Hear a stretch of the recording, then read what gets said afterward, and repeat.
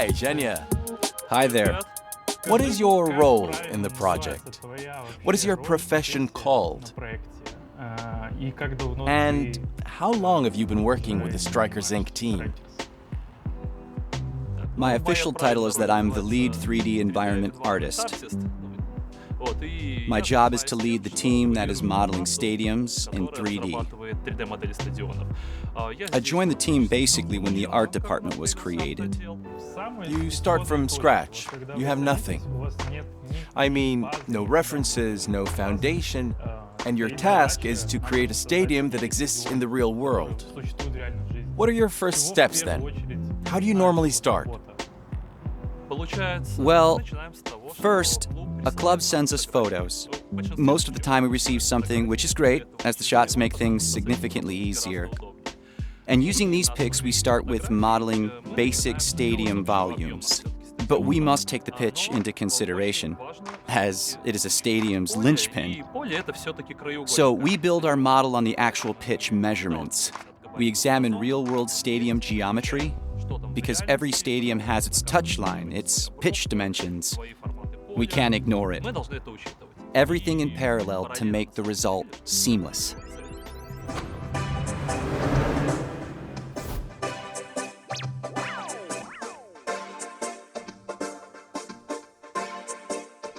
Hi, Fedya. What is your job title? And how long have you been with the Strikers team? Hi there. I'm a lighting and level artist, and I've already been here for 3 years. So, we make grounds, set up lighting, breathe life into everyone and everything. Okay, we have this list. Now, can you explain what level art means in detail? We work mainly with 2 areas. Firstly, it's the level art as it is. We fill the ground with all possible variety of objects. We call them props. Stuff such as bottles, bags, cameras, everything that makes the stadium come alive. We also work on the people, the personnel you can see in the stadium during any match. We set up crowds, supporters, fans. So we basically help the ground to look more realistic and lifelike. Secondly, it's the lighting. We make the arena look natural through adjusting and tuning the lights. We set up the overall stadium lighting and post-processing. And other components related to the overall vibe. All right, on the subject of daylight, is there any difference in the sunshine at different stadiums? Or is it one effect for all stadiums? Definitely, there is a difference. First of all, it depends on the construction. Often the shadows on the pitch depend on the roof design and material. Sometimes they are translucent, or they can have some peculiar shapes. And there can be various other effects.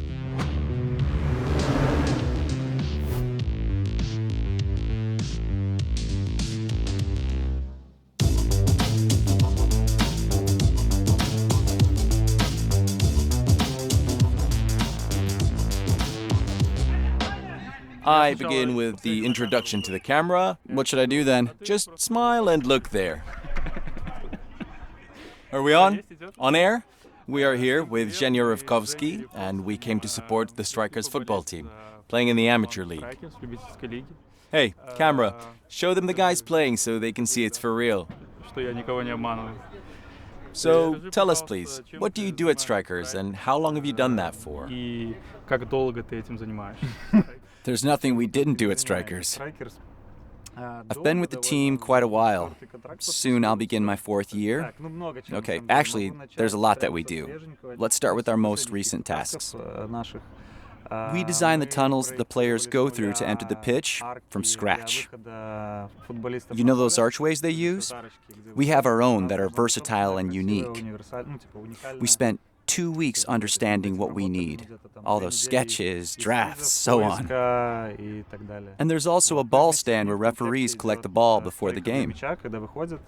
I mean, we designed it ourselves. We didn't borrow it. It's not a generic whatever thing. We put a lot of effort into it. In our team, there's an architect, I'm an industrial designer, and some other guys as well. We really worked ourselves out. If someone hits pause during the cutscene, they will be really impressed. What about other elements you already finished?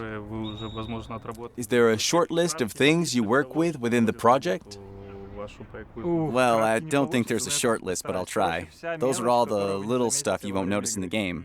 Unfortunately, you have to hit pause during cutscenes. Any examples? All the fans in the stadium to begin with. We dress them, starting with hats, snapbacks, then there's bomber jackets, trousers, everything, down to the shoelaces. And of course, all banners and flags in the stadiums. There are around 18 forms, all unique. We don't paint them out unlike our competitors. Okay, is it okay if I say that? Sure. Well, our competitors did it in a simple way. But we decided to stand out, really. I don't know why. Just go in and win this race. Hence, there's a lot of unique stuff if you look close enough. And among others, we work on people. Besides the fans, there are maintenance staff, security guys, and managers and coaches, of course. They are closer to the touchline. More security, photographers, your colleagues, cameramen. And also, there will be police, fire marshals, and first aid personnel. What is the most difficult part of modeling the stadium for your team? Well, one of the hardest things of all is to find the balance between creating a realistic and well-constructed building and us creating a video game. So the grounds should become a piece of artwork after all. And they should be visually attractive and fit in nicely into the game. That is, if we take London Stadium as an example. It is very detailed. There's a lot of construction structures. It has a sophisticated roof. There's also another thing to consider. When we work on historic iconic grounds, these are stadiums with a visible imprint of time. Their materials are tricky. Say the concrete there can be damp, cracked or crumbling at some places. Structures have already seen decades. And we need to convey this atmosphere. It's quite difficult. The older the stadium is, the more tiny details it has. Let's get back to the personnel, since you're working on people as well. Please, if you can, tell us what your standard pipeline looks like. So you receive some 3D models from the equipment department, and you somehow distribute those models over the stadium, right? Right, that's what we do. Speaking of licensed grounds, we carefully analyze the footage made during the matches on each stadium. Our goal is to find out where exactly you can find personnel on match days. Then we combine those with our vision. If we couldn't find something in the references, we add our own input. How many security guards, first responders, and others, and where? We merge the real data and our estimations to map personnel and set up the scene.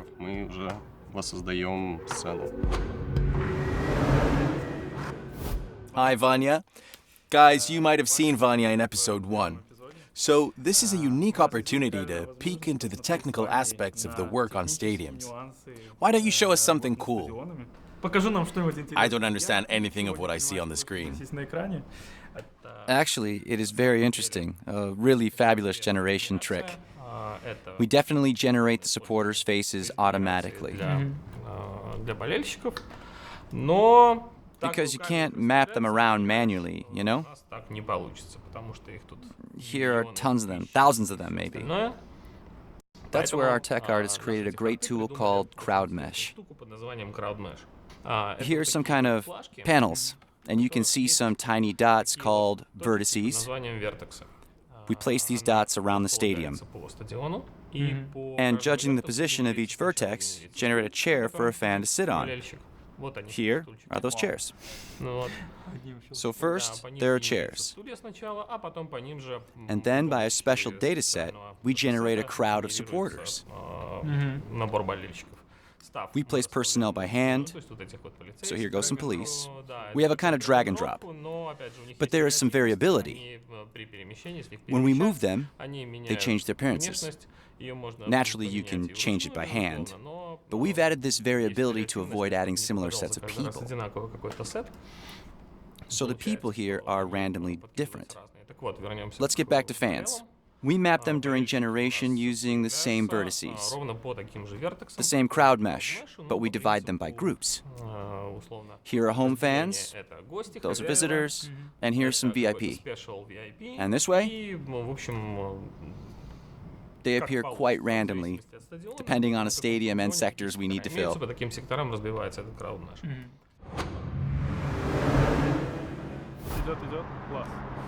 Shenya, what do you think? Shocked. This will be hard work for me today. Perfect. Yeah, I like it too. Should we swap places? Record the whole thing from scratch? Okay, let's give it another go. I think I'm ready. Ready? Camera, action. Yeah? What do you think? No, really, it's amazing. I didn't expect we would be able to film here. I absolutely love it. Okay, so, ready? Camera, Shenya. Could you please tell us about some of the subtle yet difficult challenges of your job? Those things behind the scenes. Something that ordinary people like myself and our viewers, and even players, aren't aware of when they see your job. The public tends to think they designed it, released it, and then forgot about it. There's a sort of fear, because in all the time I spent working on the game, and I've been doing it for almost 4 years, some guys and gals, maybe even longer, for all those years, we had no feedback from a focus group or from any global audience. We don't know for sure what their reaction will be. And also, we're afraid people won't notice some of the subtle details, because there are tons of them, and we'd love them to be noticed. Those are the concerns. Of all the licensed stadiums you built, which is the one you liked the best? Could you speak of its design, the working process, or the final result? Do you have a favorite stadium, or do you love them all the same? As they say, all stadiums are equal, but some are more equal than others. At the end of the day, London Stadium is one that's loved. It's a masterpiece in terms of architecture. The shape is beautiful, it's designed brilliantly, and the atmosphere for everyone inside is great as well. It's the one we're probably proud of most. One of the first stadiums. It was introduced with the game itself. It's the first ground we showed when UFL was announced to the public. Right now, London Stadium is the one I love the most. I've been told you worked it out very thoroughly. It is detailed right down to the VIP seats, right? Yeah, indeed it is. It was one of those days. We were so heavily into this, we created everything, including the laces on the banners around the grounds. You know, those laces they use to tie to banners to metal poles. So, there's something to see if you look at the stadium close up. Cool. Of all the stadiums you've been working on, can you point out to us some of the special nuances? I mean, in terms of level art, for example. We always try to reproduce the unique features of a stadium in our level art. We spot those specific things while watching the videos or examining other references. For example, at a Vodafone, there's a lot of security guards. And we try to reproduce and bring them into action. At other stadiums, we are often helped by our environment department. There can be these one-of-a-kind props available only in those arenas. For example, at London Stadium, there are machines blowing soap bubbles all over the stadium. We added them too. At Bay Arena, we added a referee picket. It's a unique element of the stadium. You know, there's no other ground with a thing like this, as far as I know. As for our concept stadiums, we create ours from scratch. We developed them from our own ideas. We added something special there, but we'll hold it back for the game launch. It's a surprise.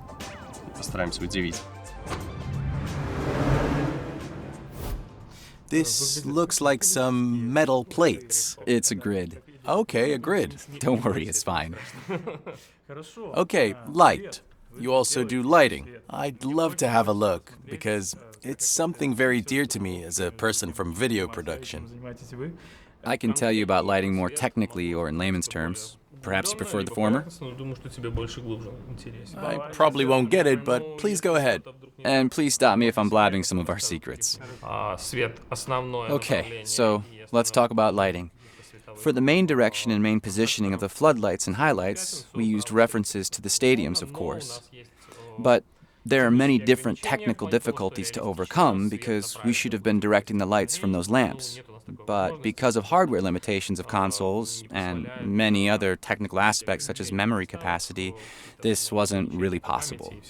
So some things, for example in night stadiums, the lights are fake. For these cases, we needed an inventive artistic approach. We have to emulate things. If I reveal how the night lights work, it might make you sick, since it looks more or less like this without it. All the lights up in the stands have been faked to the extent that it looks very close to what happens. So what we have here is a dramatic convention like a film set. And they look so realistic, so cool, that hopefully nobody would even think to wonder if it's fake. Декорации, театральные условности, которые выглядят настолько реально и круто, что никто, наверное, бы и не понял. Each one of these devices here, every light source has its own purpose, right? Each one emits a certain kind of light ray, correct?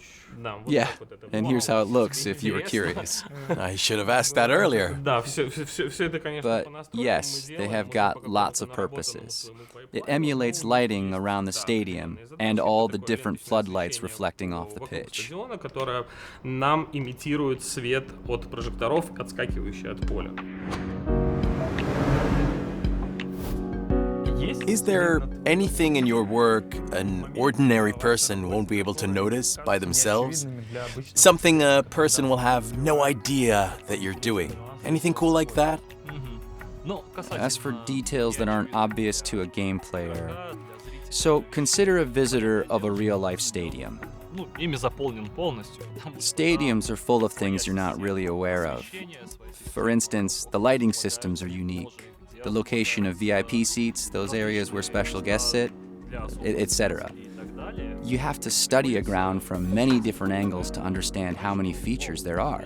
For instance, how they locate floodlight projectors or how a stadium is divided into zones. Let's stop for a moment. Send me a photo of this. Why did they switch it off? These days, I often read in the soccer news and see those headlines. You know, some famous club is planning to move their home ground or want to build a new one.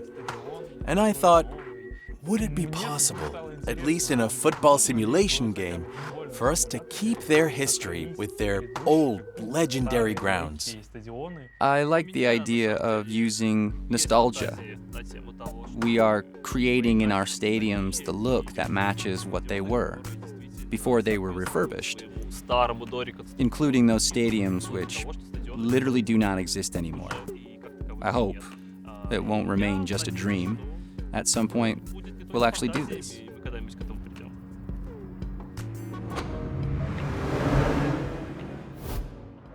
In here, I often see firefighting teams, police officers, and other governmental folk. those government entities are probably difficult to refer to in any video game. Every country has its own uniform. Oh, yes. And what is your solution? At first, we thought to go big in style. We created lots of firefighters and police officers matching their individual region or country. In the US, they wear uniforms depending on the state. In Europe, everyone was different. So I made police officers, say, from the Netherlands or from France, but with a twist. Of course, I never copied their uniform. We had our own take on them. It's like originally we created lots of different sets, but then we realized the engine was going to blow up, so now we have just one. Currently, we have just one cop, but we dress them in the highest of police fashion. Modern, cool, trendy. I can tell you more about the police if you're up for it. In our department, we make jokes that after the football project is finished, we can immediately switch to a police and firefighters versus zombie game. We had tons of iterations of cops and firefighters. At first, all of them were really skinny. We made them more sturdy, changed their clothes. Then we created this 3D stuff from scratch. And a year later, when we realized that it wasn't working, we reworked it again. If you put them together, you can do another game with fans as zombies because we've got lots of crowds too. So if anything, we have an alternate project. Just in case, that'll be our emergency exit. And we took time with the ball boy. Boy, we laughed at the first sketches. So we drew him from scratch. And instead of a youth, we got a young elder. A 13-years-old guy with wrinkles, and he was dressed like a beggar. There's always lots of fun when we create models. Yeah, this has been great. That's it. Yep, let's go. Stop. Cut.